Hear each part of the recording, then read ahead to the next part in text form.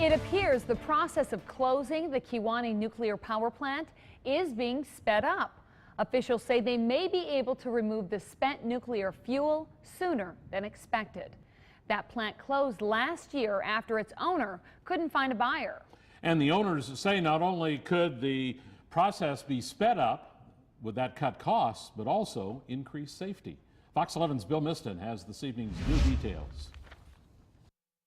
When I retired, the plant was still operating. David Melke retired 3 years ago. Just a few months short of 38. The former control room supervisor lives just a couple miles away. With the plant's fate apparently sealed, Melke says for the same to be done with its fuel. If the plant's not going to run, I want it in the absolute safest condition it can be in going forward. So put it in dry cask storage and get on with life.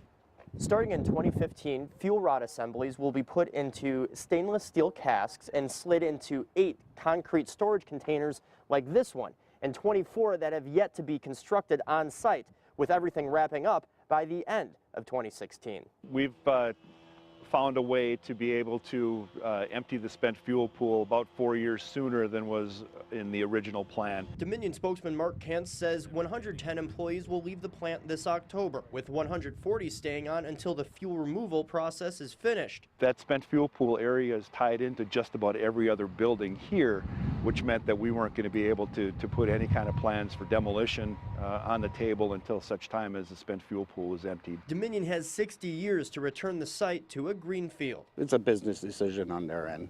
Dave Hartke is chairman of the town of Carlton. Each year, the town received a payment from Dominion that covered the municipality's operating costs. We never had a town tax before to run the town. But with the plant's closing, that payment will end.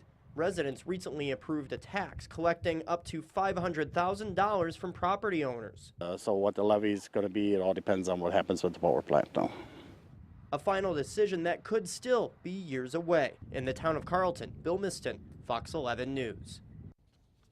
Mark Kantz, speaking for the power plant owners, says that 40 concrete containers will hold the spent fuel once it's removed from the plant. The question then becomes what will happen to them. President George W. Bush's administration wanted spent nuclear fuel sent to an underground facility in Nevada, but an Obama administration panel suggested nationwide regional storage sites.